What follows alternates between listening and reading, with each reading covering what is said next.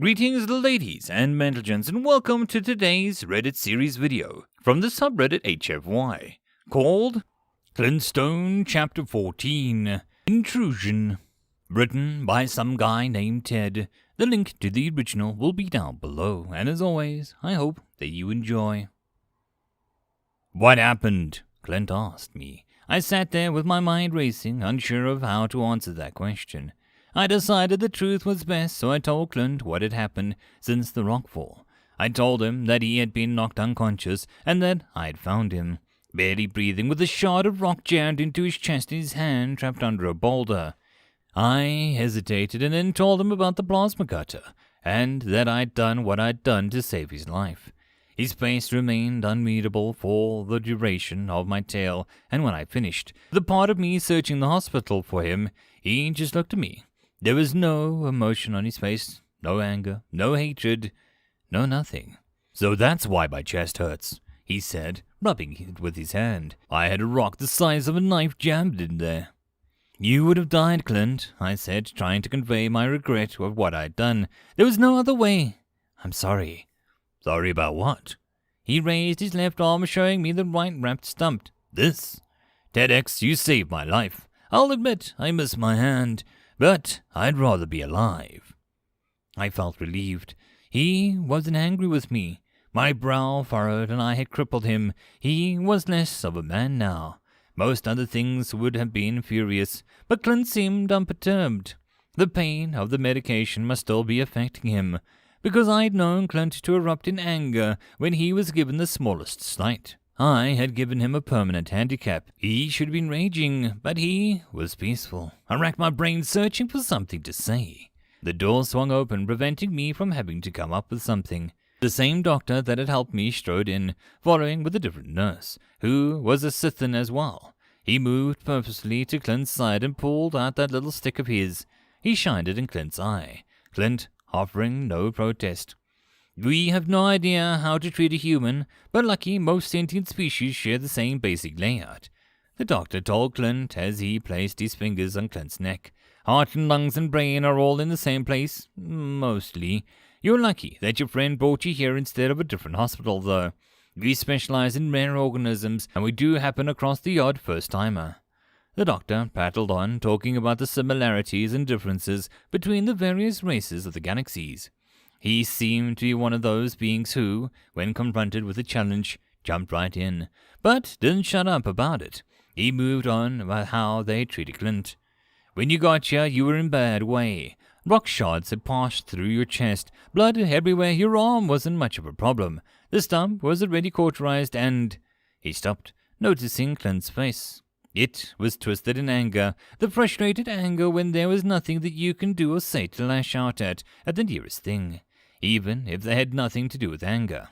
Clint was very angry about his missing arm, but he had been forcing himself to keep calm around me because I was his friend and I had saved his life. The doctor, however, was not his friend, and so received the full weight of Clint's anger. An alarm beeped on the nurse's waist, and she bustled out of the room, heading for another. The doctor didn't resume talking for a long while, and even then, it was to tell Clint that he would be able to leave the hospital sometime in the next few weeks, based on how well his chest wound is healing. I'm going to remove your bandages. I need to see the progression of the wound, the doctor said. He reached cautiously at Clint's chest, carefully removed the bandages. Underneath, I could see an angry red wound where the rock shard had punctured the skin and pierced his flesh. To my eyes, it was not nearly as bad as it should have been, nor to the doctor's either. This is remarkable. It looks like it had happened weeks ago. Your body must have been working overdrive to do this, the doctor said, rubbing his tentacled chin. But you shouldn't be this far healed. I wonder if the nanites helped any. They must have. Excuse me? Nanites? What the hell are you talking about? Clint said. What did you bastards inject me with? The doctor held up his hands in a peaceful gesture. We did nothing. When we took a sample of your blood to replicate, we noticed that there were nanites floating around in it. They looked like they had been inactive for years. Your injuries may have activated them. Clint looked confused. I was as well. Nanites? Little machines floating around in Clint's body, doing God knows what. The thought was disturbing. I saw Clint's mouth move, but I could not hear what he said, even with my enhanced hearing. The doctor looked at the wound in Clint's chest, or rather the place where it should have been, and glanced at the bandaged stump lying on the blanket next to Clint. I saw the doctor lick his lips nervously, and then spoke hesitantly. "If you would allow me, I would like to examine your, other injury." Clint grunted in assent, a confused look still at his face, eyebrows furrowed and mouth thin. The doctor lifted Clint's stump up off the bed and placed it on Clint's stomach, and he slowly unwound the bandage. A pile beginning on the form beside the bed, he pulled the last layer off and revealed what remained of Clint Stone's arm. A smooth expanse of pink flesh greeted our eyes where it would have been burned and blackened. Apart from the fact that it shouldn't have been there, the stump looked healthy. Clint stared at it, then the first full sight of his damaged arm nearly overwhelmed him. I stared at it as well. Even the doctor seemed shocked. He hesitantly ran his finger over the smooth skin. "This is miraculous. I've never seen any technology that could do this. Not even the Swarm managed to develop nanites that could repair this much damage. I dare say that you could survive anything that wasn't immediately fatal wound." He shook his head in amazement. "If you don't mind, I would like to run some more tests on your—" "No more tests," interrupted Clint. "But think of the knowledge we could get, the things we—" "I said no tests." Clint's voice was low and hushed, dangerous. The doctor swallowed and nodded. "In that case, I think you can be discharged. Your wounds are healed up beyond the dangerous point, and you seem rested enough. I think that—" The doctor was interrupted for a third time, but this time it wasn't Clint. Outside the door came a loud commotion, what sounded like doors being smashed in and people shouting. "Excuse me, I must see what this is all about," the doctor said and walked out of the room. He stopped in the threshold and slowly backed up, followed by a large-scaled hand gripping a plasma pistol. I seized the wheels on my chair and flung myself backwards, hiding behind the open door. Into the room strode the pair of ugliest gurks that I had ever seen, and the gurks are not particularly attractive race. Brutish and scaled, thick-horned heads sat on wide shoulders, bulging arms, and one held a pulse rifle, and the other had a pistol pointed at the doctor's head. The pair filed into the room and stood before Clint's bed, not noticing me. The doctor ran from the room as soon as the gurk's attention shifted to Clint. They paid him no mind. "Clint Stone," the reptile with the rifle hissed. "He has been looking for you for a long time." "Really?" Clint seemed surprised, but it was an act. I had heard that tone before, and it was a tone that used to lead to the opponents into thinking that he had been distracted. It was usually followed by Clint jumping at his enemies and dismembering them. But that had been when he had two hands. I did not know what would happen now, but I prepared myself to fight. "Yes, there is quite a large sum on your head," the one with the pistol hissed. "Cerberus wants you dead. Well, dead or alive, but dead is easier. We've been tracking you for a long time, but this is the only time that you've been in one spot long enough for us to get you." The pair lifted their guns and pointed them at Clint. He made no effort to move, realizing that there was nothing he could do. He was strapped under the blankets, and he was one arm down. I saw the look of defeat in his eyes, and I knew that I had to do something. I rolled my chair forward, ramming it into the back of the reptile's legs as hard as I could. They hissed in pain and stumbled, their knees giving away. "Move!" I shouted at Clint. Mercifully, he did as I said, throwing the blankets high into the air, blocking the gurk's view as he rolled left out of the bed, dropping to the floor. I reached up and pulled one of the gurks down on top of my chair.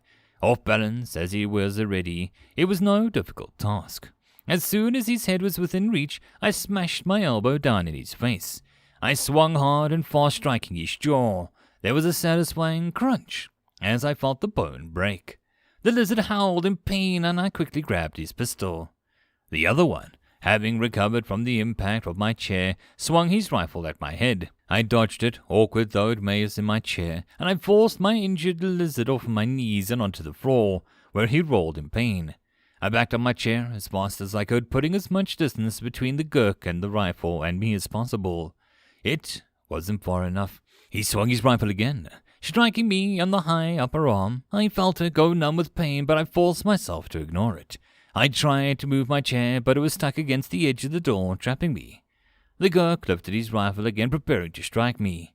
But Clint leapt up from the floor and wrapped his stump around the lizard's neck. Gripping it with his hand, Clint heaved backwards, wrenching the reptile's scaled head backwards. Even maimed, Clint Stone was still a dangerous man, as strong as almost beyond belief. I heard the Gurk's neck pop with the force of his body slumped, like a puppet with its strings cut. Clint dropped the body. The other Gurk still rolled on the ground, clutching his jaw. I raised a pistol that I'd stolen from him and fired a shot into his head. He ceased his rolling and lay there, smoke rising from the hole in his head. "Impressive," Clint said. "Nice to see that those lessons haven't gone to waste. Soon you'll be able to take me on. Actually, you could take me on now, with this arm of mine." He waved his stump and his face grew dark. He was realizing how difficult it was going to be for him to fight in the future. More noise came from the hallway, very likely more bounty hunters, here to collect the head of Stone. I leapt out of my chair, ignoring the fatigue in my limbs. "We've got to get out of here," I said to Clint, who stood dressed only in his pants, angry red scar flaring across his chest.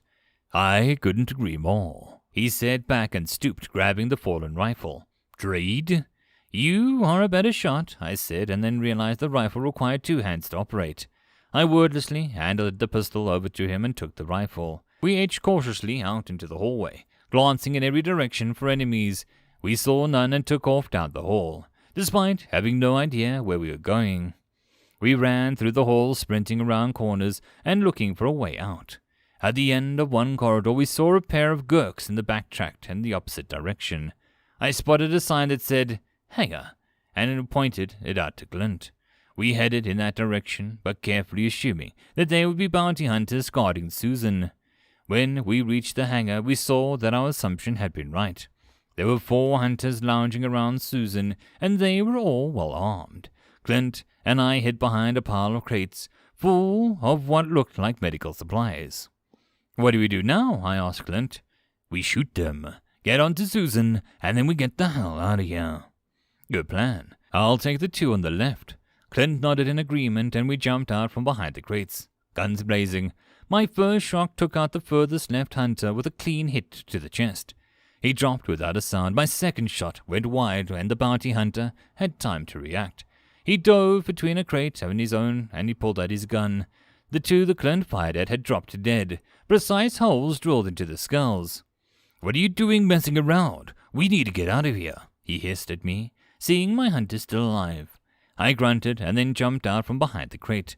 I sprinted to the nearby crate, hoping for a better vantage point, but Clint had already taken care of the hunter, shooting him when he rose up to follow me with his gun.